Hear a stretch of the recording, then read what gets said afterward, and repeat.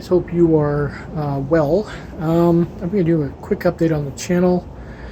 I'm going to be doing some changes only because of the state of things in Canada right now.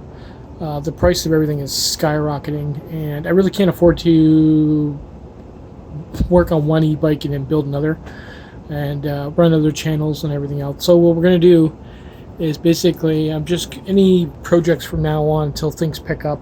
I'll basically be working on this bike here for the forks. I'm not gonna, originally what I was going to do is pick up another pair for $70 and cut the down tube out for here, but obviously that's a waste of money because I'm not going to be using the forks and be cutting them apart. What I'm going to do, if I'm going to be spending any money on forks, I'm going to be spending buying new forks for my road bike that I'm working on, the Sikini.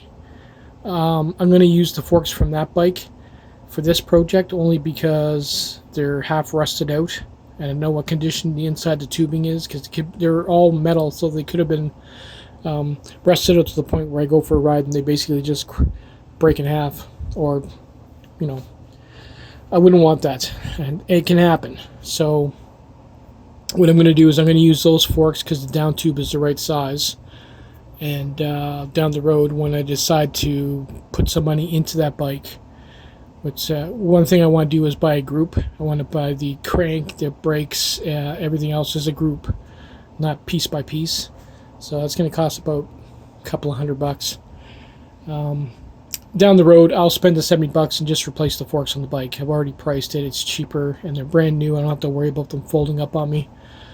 The forks that are on there will, benefit me by fixing that up. So that's out of the way. Another project that I'm going to be doing on this bike is obviously I need to retire this brick.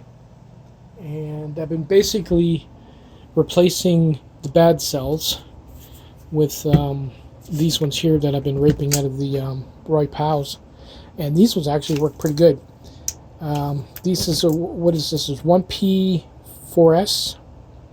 And I get about 24 amp hours out of that versus 20.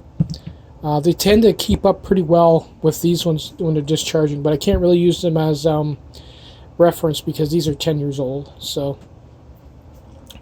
I figure what I'm going to do is I'm looking at I'll pick them up after income tax. I'm looking at about $500 if I pick up 13 of these, and then rape them for parts.